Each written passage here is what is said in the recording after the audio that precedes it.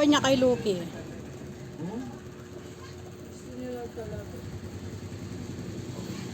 Lalim mo sa ilalim. Ano, alam mo pa, shoot mo gano'n. Hindi kuya, kasi kapag magkikilo ko dito nakaka... So guys, good morning. Nandito na naman po ako. And then, ang vlog natin for today ay magluluto tayo ng isang ulam na tsamba. Hindi ko alam kung anong klaseng ulam na tsamba lang to guys. Ito ang mga recipe natin guys. Bawang, sibuyas, tokwa, and then pusit, at chicharo, carrots, and then red pepper, at Baguio beans guys. Baguio beans. At ilalagyan natin siya ng ester sauce and magic syrup, and syempre mantika and mushroom guys, and pechay Baguio. Ayan, so guys, magpipirito muna natin itong tokwa bago tayo magisa. So guys, babalikan ko kayo. Babay muna. So guys, ipipirito muna natin yung yung puset. Kasi pag hindi natin ninuto muna yan, makunat-kunat siya, parang mapantano siya guys.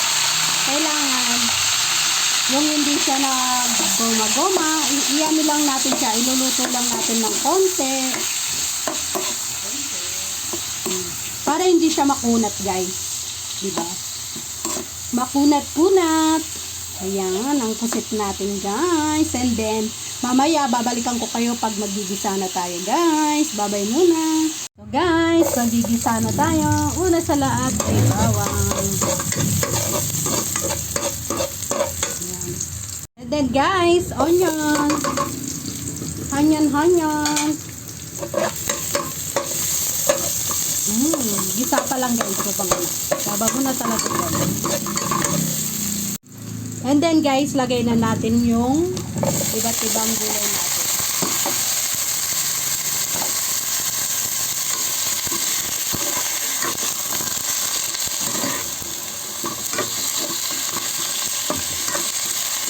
At lagyan na natin siya ng ester sauce. Ayan. Punta. Uy.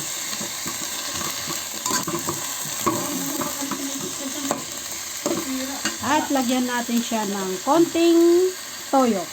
Konti lang guys.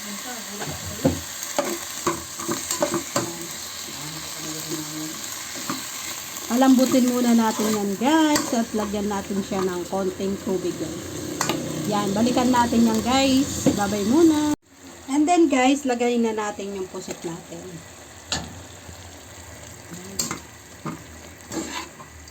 At lagay na natin yung mushroom. Yung mushroom natin. At syempre, yung tokwa pinirito natin. Ayan guys. Lagay na din natin yan.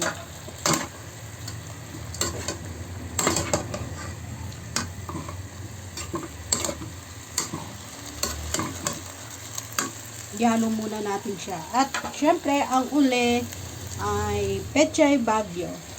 Ayan. Lagyan pala natin ng cornstarch yan guys. So guys, babalikan ko kayo.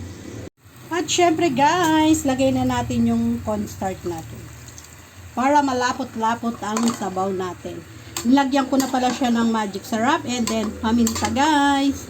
Hindi ko na binidyo. Yan, palaputin lang natin yung sabaw natin guys. And then, luto na. Ayan o, sarap ng ulam natin. Ang tawag dito, long life daw. Ayan, pinapanood ko kasi sa isang vlogger to guys, nagluluto. And then, sabi ko, gagayahin ko yan. And ngayon, ginaya na natin. At tikman natin kung manyaman. Tikman natin guys ha. Malapot-lapot na yung sabaw natin. Wow! Ninagyan ko siya ng isang kutsarang asukal guys. Yan. Sobrang yaman. Manyaman guys. Sobrang sarap.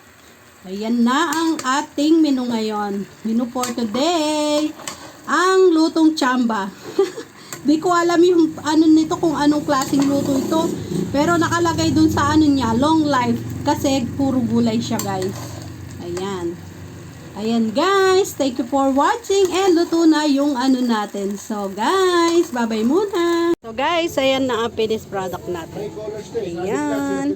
Yummy yummy. Ayan, ang daming bumibili guys. So, ayan, yummy yummy. Mapapasabak na naman kami sa pagkain guys.